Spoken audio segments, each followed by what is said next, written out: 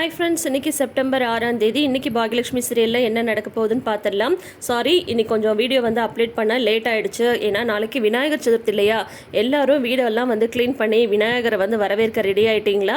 நம்ம வீட்லேயும் அந்த வேலைலாம் இருந்ததுங்க. அதனால தான் கொஞ்சம் லேட் ஆகிடுச்சு. சரி, இப்போ பாகியலட்சுமியில் என்ன நடக்குதுன்னு சொல்லிட்டு பார்க்கலாம்.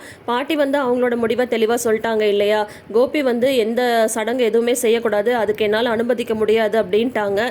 இந்த கமலா வந்து அப்புறம் சொல்கிறாங்க, இப்போ நீங்கள் பண்ணுற இந்த வேலையினால மாப்பிள்ளையை மட்டும் யாரும் தப்பாக பேச போகிறது கிடையாது, உங்களையும் தான் சேர்த்து பண்ணுவாங்க. ஏன் இந்த மாதிரி அநியாயம் பண்ணிட்டு இருக்கீங்க அப்படின்னு சொல்கிறாங்க.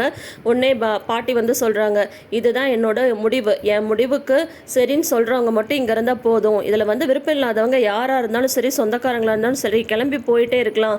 எனக்கு அதை பற்றி கவலையே கிடையாது. என் புருஷனோட கடைசி ஆசையை நான் நிறைவேற்றணும், அவ்வளோதான் அப்படின்னு சொல்லிட்டு பாட்டி சொல்கிறாங்க. அப்படின்னா உங்கள் புருஷனுக்கு எல்லா இறுதி சடங்கும் நீங்களே வந்து பண்ண போகிறீங்களா? எந்த ஊர்லேயாவது இதெல்லாம் நடக்குமா? புருஷனுக்கு வந்து சடங்கு பண்ணுற பொண்டாட்டி யாராவது இருக்காங்களா? இந்த மாதிரி அநியாயம் எல்லாம் இந்த வீட்டில் மட்டும்தான் நடக்கும் அப்படின்றாங்க. வாயை மூடு, நீ எல்லாம் இங்கே பேசவே கூடாது சொல்லிட்டேன், புரியுதா அப்படின்றாங்க பாட்டி. இவர் கூட நான் வந்து 52 வருஷம் வந்து வாழ்ந்திருக்கேன். அந்த வாழ்க்கைகளை வந்து அவர் எனக்காக வந்து எவ்வளவோ செஞ்சுருக்காரு. அவர் கேட்ட இந்த ஒரு விஷயத்தை வந்து செய்யணும்னு நான் நினைக்கிறேன். அதை வந்து யாரை எதிர்த்துனாலும் எனக்கு வந்து கவலையே கிடையாது. யார் இங்கே இல்லைனாலும் சரி, நான் தனியாலாம் இருந்து இவருக்கு செய்ய வேண்டியதை வந்து நான் செஞ்சு முடிப்பேன் அப்படின்றாங்க பாட்டி. அப்புறம் ஊர்க்காரங்க இவங்கெல்லாம் வந்து சொல்கிறாங்க, அப்படின்னா யாருமா வந்து சடங்கு செய்ய போகிறாங்க சொல்லுங்க, உங்களுக்கு இருக்கிறது ஒரே ஒரு பையன், இந்த மாதிரிலாம் பண்ணிட்டு இருக்காதீங்கம்மா, இந்த மாதிரி இழவு வீட்டில் இந்த மாதிரி பிரச்சனைலாம் நடக்கக்கூடாது அப்படின்னு சொல்கிறாங்க. இப்போ பழனி வந்து சொல்கிறாரு, அம்மா இன்னொரு தடவை நீங்கள் எதுக்கும் யோசிச்சு பாருங்கம்மா அப்படின்னு சொல்கிறாங்க. உன்னை கோபி வந்து கேட்குறாரு, சரிம்மா நான் வந்து செய்யக்கூடாது அப்படின்ற மாதிரி தான் வேறு யார் செய்வாங்கன்னு நினைக்கிறீங்க? எங்கள் அப்பாவுக்கு நான் செய்ய வேண்டிய உரிமையை கண்டிப்பாக என்னால் வந்து விட்டு தர முடியாது அப்படின்றாரு கோபி. இது வந்து என்னோட கடமை அப்படின்றாரு. வந்து அவருக்கு வந்து நான் கடைசியாக செய்ய வேண்டிய கடமையை செஞ்சே தீருவேன் அப்படின்னு சொல்கிறாங்க. கடமையை பற்றி வந்து நீ வந்து பேசுகிறியா? அவர் இருந்த வரைக்கும் நீ உன்னோட கடமையெல்லாம் ஒழுங்காக செஞ்சு அவருக்கு ஒரு நிம்மதியான வாழ்க்கையை வந்து கொடுத்துட்ட. இப்போது அவர் இறந்ததுக்கப்புறம் தான் நீ வந்து அந்த உரிமை பற்றி கடமை பற்றியெல்லாம் பேசிகிட்டு இருக்கியா? தேவையே கிடையாது. நான் சொன்னது தான். நீ எந்த காலத்துக்கும் வந்து எந்த இறுதி சடங்கும் செய்யக்கூடாது அப்படின்னு சொல்லிட்டு பாட்டி சொல்கிறாங்க. அப்போது நான் செய்யக்கூடாதுன்னா வேறு யார் செய்ய போகிறாங்க அப்படின்னு சொல்லிட்டு கோபி வந்து கேட்குறாங்க. உடனே வந்து பாட்டி வந்து சொல்கிறாங்க, எங்கள் மருமக பாக்யா செய்வா அப்படின்றாங்க. உடனே எல்லாருக்கும் பயங்கர ஷாக் ஆகிடுது. பாக்யாக்கே ஷாக் ஆகிடுது. அத்தை நான் அப்படின்னு சொல்லி கேட்குறாங்க. அப்படின்னு உடனே என்னம்மா இது அநியாயமாக இருக்குது, என்ன வந்து செய்யக்கூடாதுன்னு சொல்லிட்டு எங்கள் அப்பாவுக்கு பிறந்த என்ன செய்யக்கூடாதுன்னு சொல்லிட்டு யாரையும் நீங்கள் வந்து செய்ய சொல்லுவீங்க, அதை பார்த்துட்டு சும்மா இருப்பேன்னு நினைக்கிறீங்களா? முடியாதுமா, முடியாது, இதை வந்து என்னால் அனுமதிக்கவே முடியாது அப்படின்னு சொல்கிறாங்க. உடனே பாட்டி வந்து சொல்கிறாங்க, நான் யார்கிட்டையும் அனுமதி கேட்கணும்னு அவசியம் கிடையாது. இவருக்கு என்னை தவிர வேறு யாருக்காவது உரிமை இருக்கான்னு சொல்லுங்கள், இவர் மேலே சொல்லுங்கள். இங்கே இருக்கிறவங்க இத்தனை பேர் வந்து சொல்கிறீங்கல்ல, என்னை தவிர இவர் மேலே வேறு யாருக்கு இவ்வளோ உரிமை இருக்குன்னு சொல்லுங்கள். நான் சொல்கிறேன், எங்கள் மருமக பாக்யா தான் மகளாக இருந்து இப்போ எல்லா சடங்கையும் வந்து செய்ய போகிறா அப்படின்னு சொல்கிறாங்க. கோபி வந்து சொல்கிறாங்க, ஏம்மா உங்கள் எல்லார் மேலேயும் நான் மரியாதை வச்சுட்டு தான் இருந்தேன். உங்கள் மேலேயாகட்டும், அப்பா மேலேயாகட்டும், பசங்க மேலேயாகட்டும், எல்லார் மேலேயும் நான் மரியாதை வச்சுட்டு தான் இருந்தேன். இவன் ஒருத்தியை தான் நான் வந்து மதிக்கல.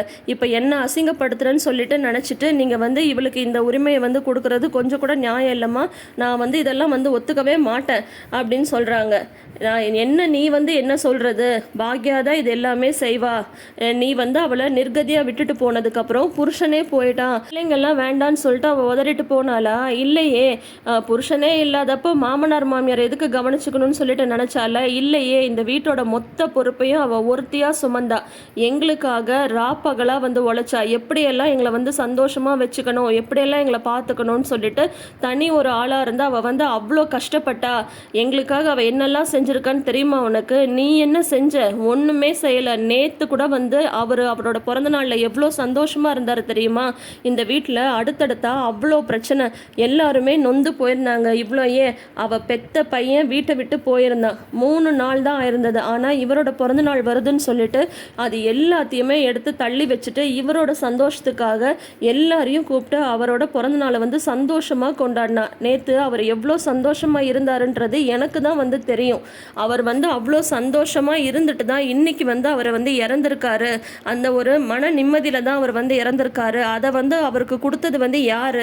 பாக்யா தானே. பாக்யாவால் தானே அவருக்கு வந்துட்டு நேற்று அவ்வளோ சந்தோஷம் வந்து கிடச்சிது.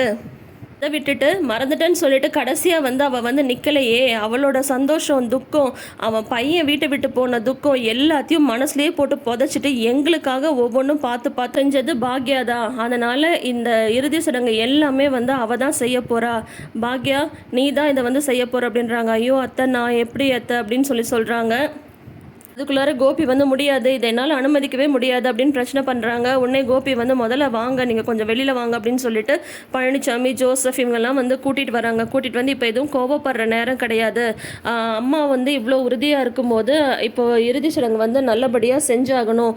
வாழ்ந்த மனுஷனை இந்த மாதிரி வீட்டில் வச்சுட்டு இந்த மாதிரி பிரச்சனைலாம் பண்ணுறதெல்லாம் சரியில்லை அப்படின்றாங்க. இல்லை நீங்கள் யார் என்ன சொன்னாலும் நான் வந்து ஒத்துக்க மாட்டேன் அப்படின்னு சொல்லிட்டு உடனே அவங்க அம்மா காலில் போய் விழுந்து கெஞ்சுறாங்க.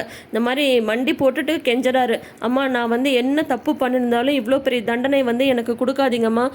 இப்போ மட்டும் நான் அப்பாவுக்கு வந்து இந்த சடங்கெல்லாம் செய்யாமல் போயிட்டேன்னா காலம் ஃபுல்லாக இது வந்து என்னோட மனசை வந்து அறுத்துட்டே இருக்கும். இது ஒரு பெரிய தண்டனையாகவே எனக்கு வந்து மாறிடும். தயவு செஞ்சு அந்த ஒரு தண்டனை மட்டும் கொடுக்காதீங்க. நான் தப்பே செஞ்சுருந்தாலும் அதுக்கு பழிவாங்க, இது வந்து நேரம் கிடையாது அப்படின்னு சொல்கிறாங்க. உடனே வந்து பாட்டி வந்து சொல்கிறாங்க, இப்போ அடுத்தது என்ன சடங்கு செய்யணுமோ அதுக்குண்டானது எல்லாமே வந்து பாருங்கள், பாக்யா தான் செய்ய போகிறா அப்படின்னு சொல்லிட்டு பாட்டி சொல்லிடுறாங்க. கோபி எவ்வளோ கெஞ்சியும் பாட்டி வந்து ஒத்துக்கிறது கிடையாது. உடனே வந்து இல்லைம்மா என்னால் முடியாதும்மா, நான் விட முடியாதும்மா அப்படின்னு அவர் கோவமாக சொல்கிறாரு. உடனே இனியாலாம் சொல்கிறாங்க, அப்பா ப்ளீஸ்ப்பா சண்டைலாம் எதுவும் வேணாம்ப்பா அப்படின்னு சொல்லிட்டு எல்லாருமே சொல்கிறாங்க.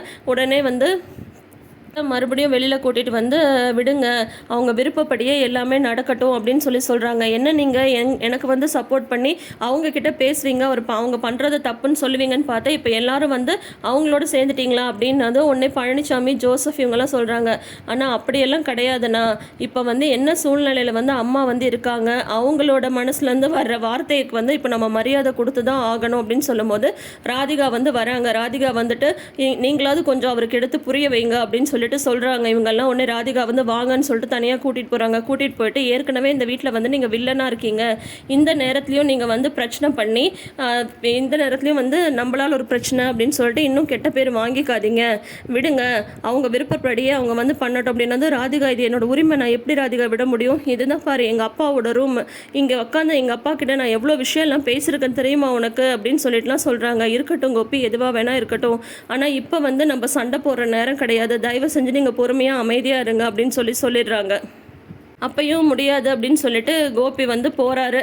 போனாலுமே வந்து பாட்டி வந்து ஒத்துக்கிறது கிடையாது. நான் சொன்னது தான், ஆக வேண்டிய வேலையை பாருங்க அப்படின்னு சொல்லிடுறாங்க. பாக்யாட்ட வந்து பாக்யா நீ தான் வந்து செய்யணும், உங்கள் மாமனார் மேலே நீ வந்து உண்மையான மரியாதை வச்சுருந்தன்னா, அவரை வந்து ஒரு அப்பா ஸ்தானத்துலேருந்து நீ பார்த்தது உண்மையாக இருந்தால் இது எல்லாத்தையும் நீ தான் செய்யணும் அப்படின்னது. பாக்யா வந்து பதிலே பேசாமல் அமைதியாக போகிறாங்க செய்கிறதுக்கு.